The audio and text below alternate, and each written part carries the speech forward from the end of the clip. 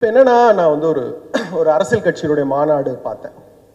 அந்த மாநாடு பார்த்தப்ப இந்த இளைஞர்கள் அரசியல் படுத்தப்படாமல் இருக்கிறாங்க, காலையிலேருந்து வெயிலில் கருகி சாகுறாங்க, மேடையிலேருந்து தூக்கி வீசப்படுறாங்க அப்படின்னு பார்க்குறப்ப ரொம்ப கவலை அளிக்கிறதா இருந்துச்சு.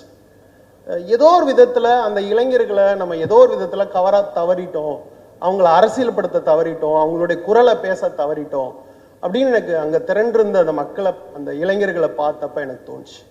அவங்க குரல் சினிமாவில் தொடர்ந்து பதிவாகவே இல்லை. அவங்க குரலை தாண்டி வேற வேற படங்கள் தமிழில் வந்துக்கிட்டே இருந்துச்சு, பேன் இண்டியா ஃபிலிம் அதுன்ட்டு.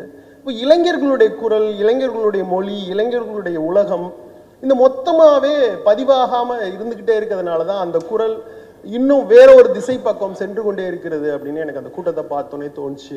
அவங்களுடைய குரல் பேச பண்ணணும், அதுக்காக நான் ரொம்ப கவலைப்பட்டேன். ஆக்சுவலாக அந்த குரல் பேச பண்ணணும், அவங்களுடைய மனசு என்ன, அவங்களுடைய உலகம் என்ன, இதெல்லாம் பேச பண்ணணும் அப்படின்னு எனக்கு தோணிக்கிட்டே இருந்துச்சு.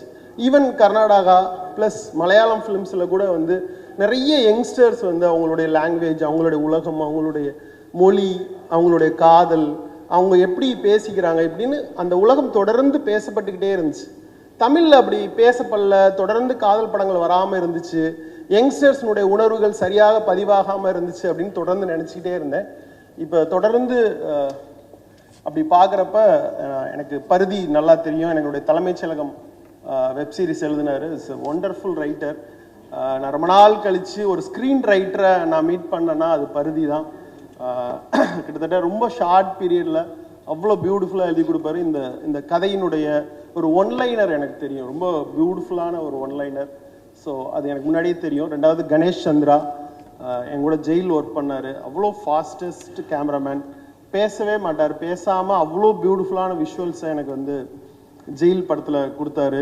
ஸோ அவருக்கும் என்னுடைய மனமார்ந்த வாழ்த்துக்கள்.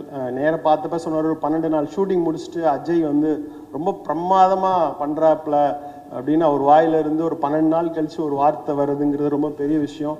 வாழ்த்துக்கள் அஜய். ஸோ இந்த டீமுக்கு என் மனமார்ந்த வாழ்த்துக்கள். பெரிய வெற்றி படமாக அமையட்டும். பருதிக்கும் கணேஷுக்கும் அஜய்க்கும் ஒரு பெரிய துவக்கத்தை இந்த படம் ஏற்படுத்தி கொடுக்கணும். இந்த படத்தை தயாரிக்கிற விஜய் சாருக்கும் என்னுடைய மனமார்ந்த வாழ்த்துக்கள். செய்திகளை உடனுக்குடன் தெரிந்து கொள்ள கீழ்கண்ட கேபிள் மற்றும் டிடிஹெச் நெட்வொர்க்குகளில் எம்நாடு செய்தி தொலைக்காட்சியை காணுங்கள். பாதகம் செய்பவரை கண்டால் நாம் பயம் கொள்ளலாகாது பாப்பா.